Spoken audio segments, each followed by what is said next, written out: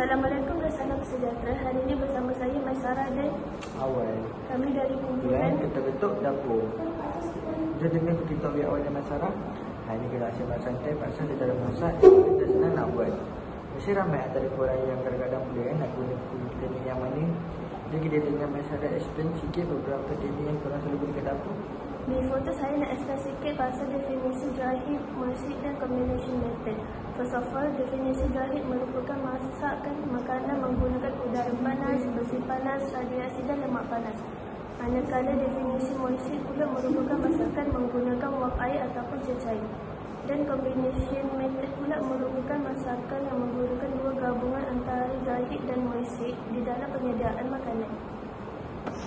Okey, yang pertama yang kita nak ceritakan ialah dry heat. Yang mana suka ayam upis itu bolehlah guna teknik ni yang menggunakan minyak yang banyak, suhu yang panas.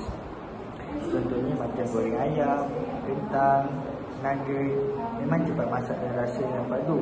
Tapi kelemahan dia, minyak yang banyak sangat boleh jadi kita tak sihat. Lepas tu kita ada roasting. Teknik ni guna oven je tau. Korang bakar ayam ke ikan ke dengan suhu yang kawal. Contoh hidangan chicken roasted, rosemary atau vegetable roasted. Yang bestnya rasa lebih asli dan sedap dan kurang berminyak. Nutrisi pun lebih terjaga sebab tak terlalu terdedah dengan minyak panas. Dan sekali kita ada steaming ataupun kukus. Dan yang paling sihat sebab kita tak guna minyak banyak sangat. Macam pau, ikan steam halia ataupun sayur kukus. Tapi ada orang kata kurang rasa, especially kalau tak letak rempah ataupun sos. So kesimpulannya, semua teknik ni ada kelebihan dan kekurangan masing-masing. Kalau nak cepat siap tapi rangup, guna deep frying. Kalau nak sihat dan jaga nutrisi, boleh cuba steaming. Roasting pula sesuai untuk hidangan yang nak rasa lebih asli dan sedap.